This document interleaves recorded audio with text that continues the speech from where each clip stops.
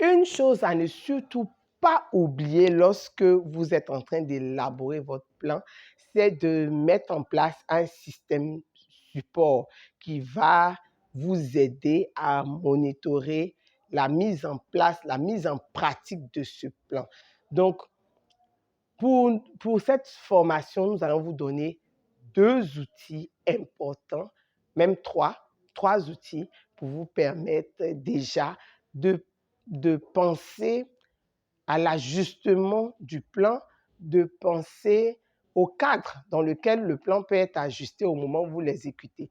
Je m'explique. Vous avez écrit votre plan, vous savez ce que vous devez faire dans tel domaine pour les 3 premiers mois ou pour les 6 premiers mois. Alors, lorsque les choses ne vont pas comme elles devraient aller, vous devriez avoir écrit quelque part dans l'élaboration de votre plan dès le départ, vous devez avoir prévu ce scénario pour savoir comment on se comporte lorsque on est prêt, lorsque on avait pensé quelque chose et qu'un événement qui n'est pas sous notre contrôle arrive pour perturber notre équilibre, comment est-ce qu'on fait pour ajuster le plan? Des mécanismes doivent être prévus pour être sûr que le plan se déroule comme on l'avait pensé, pour être sûr aussi que quand ça ne se déroule pas de cette manière, on n'est pas dérouté, on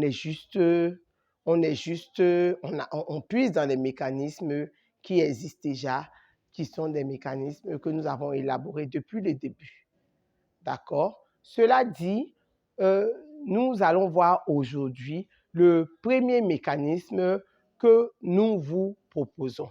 Le premier mécanisme qui est l'un des plus connus aussi des planificateurs ou des fois des profanes aussi, c'est vraiment la revue.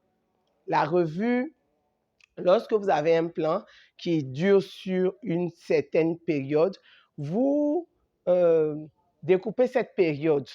Et si vous avez un plan annuel, vous pouvez prévoir des revues trimestrielles, semestrielles. Et faire la revue, ça veut dire quoi? Ça veut dire réunir les parties prenantes. Par exemple, ici, c'est notre famille ou nos partenaires d'affaires ou nos employés. Donc ici, nous réunissons ces personnes qui ont des intérêts communs dans les activités qui sont répertoriées dans le plan, qui ont un intérêt à ce que les objectifs soient atteints, des personnes qui participent à l'accomplissement de ces activités. Ce sont ces personnes clés.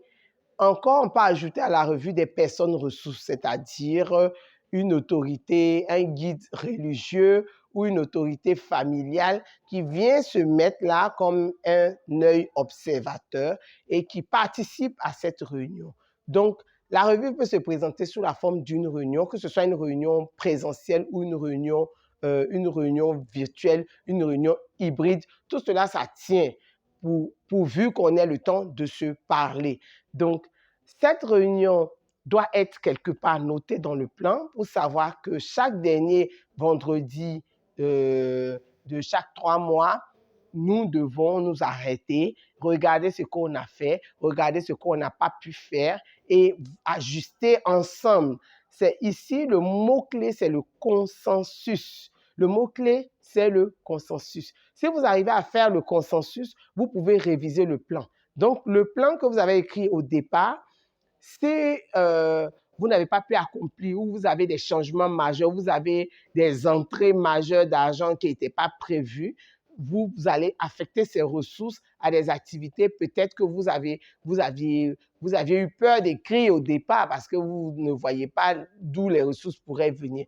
Mais là, vous avez des ressources inattendues, mais vous ne pouvez pas juste réinvestir ces ressources-là à votre guise. Il faut attendre la période de la revue ou faire une réunion extraordinaire de sorte à ce que tout le monde soit au courant, tout le monde soit informé, enfin les parties prenantes soient informées et qu'elles puissent ajuster leurs efforts à la nouvelle donne ou ajuster leurs équipements à la nouvelle donne.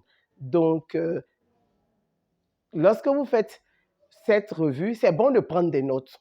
C'est bon de prendre des notes. Il faut noter parce que dans 3 mois, on va revenir s'asseoir encore. Il faut qu'on regarde, on prenne des notes. Et c'est toujours au regard du plan initial qu'on a dessiné qu'on fait la revue. Donc, on compare. Est-ce que l'avancement des indicateurs, ça va vers...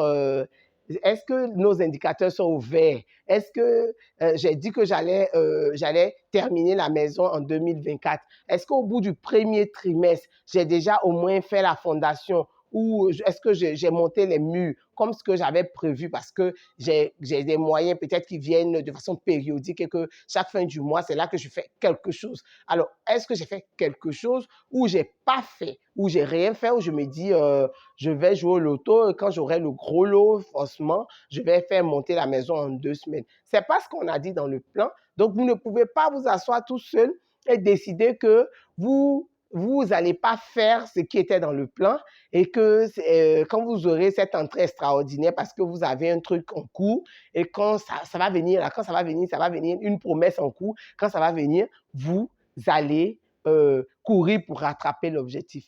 Ce n'est pas le but. Ce n'est pas ce qui a été dit et donc ça pose un problème si vous pensez de la sorte. Donc, la revue est très, très intéressante comme outil dans la mesure où elle permet de mettre autour de la table les parties prenantes importantes, d'avoir des avis d'experts, d'avoir un regard extérieur qui va vous faire ce qui va ressembler quand même à une auto-évaluation du chemin qu'on a pris et de faire les ajustements nécessaires. C'est le plus important parce que là, on a encore le temps de faire des ajustements.